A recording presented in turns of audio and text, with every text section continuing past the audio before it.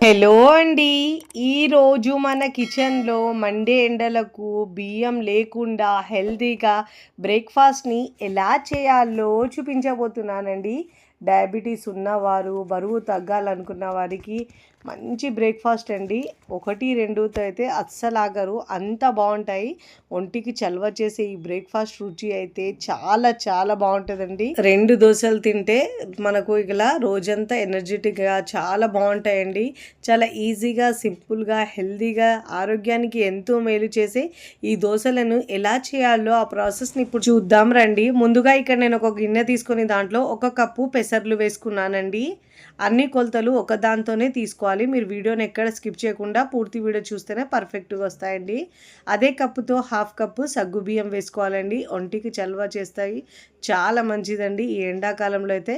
అదే కప్పుతో 1/4 కప్పు నేను ఇక్కడ అరికెలు తీసుకున్నానండి. ఫింగర్ మిల్లెట్స్ ఏవైనా తీసుకోవచ్చు. మీరు సామెలు, ఊదెలు ఏవైనా తీసుకోవచ్చు. 1/4 కప్పు దాకా వేసుకోవాలండి. ఇలా వేసుకొని శుభ్రంగా ఒక 2, 3 సార్లు బాగా వాష్ చేసుకొని నానబెట్టుకోవాలండి. ఒక 3-4 గంటల పాటు నానబెట్టుకోవాలి. ఇక్కడ నేను 4 గంటల తర్వాత చట్నీ ఎలా చేయాలో చూపిస్తున్నానండి. ఇప్పుడు దీంట్లో స్టవ్ మీద ప్యాన్ పెట్టుకొని 1 టీ స్పూన్ దాకా ఆయిల్ వేసుకోవాలండి. ఆయిల్ వేసుకున్న తర్వాత 2 పచ్చిమిరపకాయలను ఇలా తుంచి వేసుకోవాలండి. 1 కప్పు దాకా పల్లీలు వేసుకుంటున్నాను. ఇలా వేసుకొని మీడియం ఫ్లేమ్లో బాగా వేయించుకోవాలండి.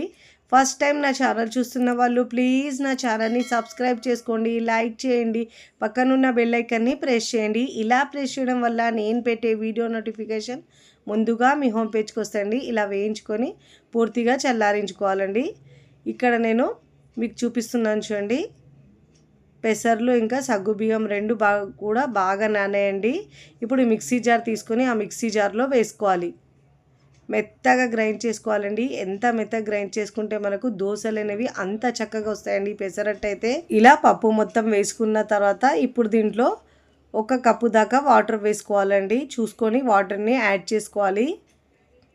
ఇప్పుడు దీంట్లో పచ్చిమిరపకాయలు 2 వేసుకోవాలండి. ఇలా తుంచి 1 మిరపకాయని తుంచి 2 వేసుకోవాలి. ఇప్పుడు ఇది ఇలా వేసుకున్న తర్వాత కొద్దిగా ఒక 10-15 దాకా కరివేపాకు ఆకులు వేసుకోవాలండి. ఇప్పుడు దీంట్లో 1 ఇంచ్ దాకా అల్లం వేసుకొని మెత్తగా గ్రైండ్ చేసుకోవాలండి. ఎంత మెత్తగా గ్రైండ్ చేసుకుంటే మనకు పెసరట్టు అంత బాగా వస్తుంది. ఇప్పుడు ఇలా గ్రైండ్ చేసుకున్న తర్వాత ఈ పిండిని ఒక గిన్నెలోకి తీసుకోవాలి.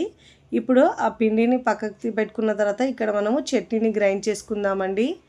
ఇక్కడ ముందుగా మనము చల్లారించుకున్న పల్లీలను చిన్న మిక్సీ జార్లో వేసుకోవాలి. కొద్దిగా ఒక 1/2 టీ స్పూన్ దాకా జీలకర్ర వేసుకోవాలండి.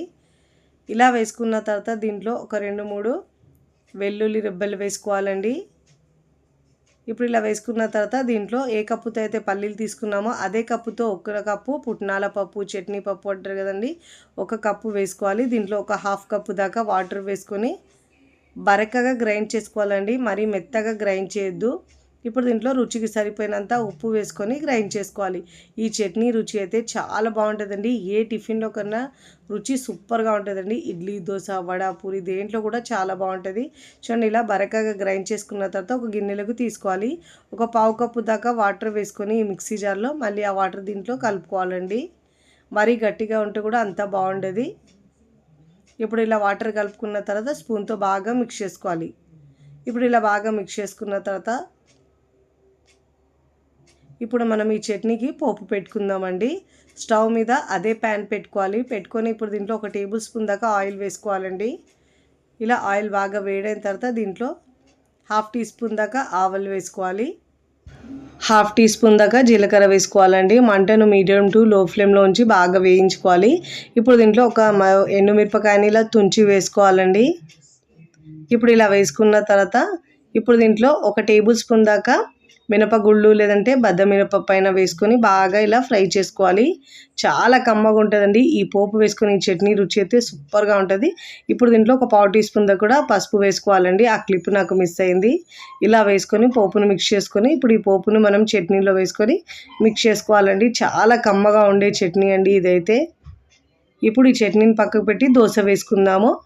ఇప్పుడు దీనిలో స్టవ్ మీద పెనం పెట్టుకొని పెనం బాగా వేడైన తర్వాత వాటర్ చిలకరించి టిష్యూ పేపర్ లేదంటే క్లాత్తో తుడుచుకున్న తర్వాత ముందుగా మనము రెడీ చేసుకున్న పిండిలో రుచికి సరిపోయినంత ఉప్పు వేసుకోవాలి. ఒక పావు టీ స్పూన్ దాకా వంట సోడా వేసుకోవాలండి. లేదంటే వంట సోడా ఇష్టం లేని వాళ్ళు ఒక 2 గంటలు లేదంటే గంటన్నర అన్న పిండి పక్కకు పెట్టుకుంటే మనకు ఈజీగా ఫర్మెంట్ అయిపోతుందండి. అప్పుడు దోశల్లో వంట సోడా కూడా వేసే అవసరం లేదు.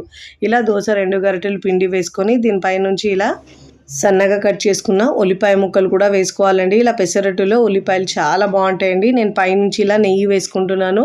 నెయ్యి ఇష్టం లేని వాళ్ళు మీరు ఆయిల్ అయినా వేసుకోవచ్చు. ఇలా మంచి గోల్డెన్ కలర్ వచ్చిన తర్వాత ఇలా ఫోల్డ్ చేసుకొని ప్లేట్లోకి తీసుకోవాలండి. చాలా చాలా టేస్టీగా ఉంటుందండి. సగ్గు బియ్యం ఇలా మనము మిల్లెట్స్ వేసి చేస్తాం కానీ రుచి సూపర్గా ఉంటుందండి. ఈ దోశలు అయితే చాలా హెల్దీ దోశలు. బరువు తగ్గాలనుకున్న వారికి, డయాబెటీస్ ఉన్న వాళ్ళకి ఇలా హెల్దీగా బ్రేక్ఫాస్ట్ చేసుకొని కమ్మగా తినేయచ్చండి. మార్నింగ్ బ్రేక్ఫాస్ట్లో లేదంటే నైట్ డిన్నర్లో కూడా చేసుకోవచ్చు. ఇలా మీకు ఫోల్డ్ చేసుకున్న తర్వాత ప్లేట్లోకి తీసుకోవాలి. ఇదే విధంగా మరొకటి వేసుకొని మీకు నచ్చిన విధంగా ఫోల్డ్ చేసుకొని ప్లేట్లోకి తీసుకోవాలి. చాలా ఈజీగా, సింపుల్గా, హెల్దీగా చేసుకునే ఈ పెసరట్టు మీకు నచ్చితే తప్పకుండా ట్రై చేయండి. ట్రై చేసి ఎలా కుదిరిందో కామెంట్ ద్వారా తెలియచేయండి.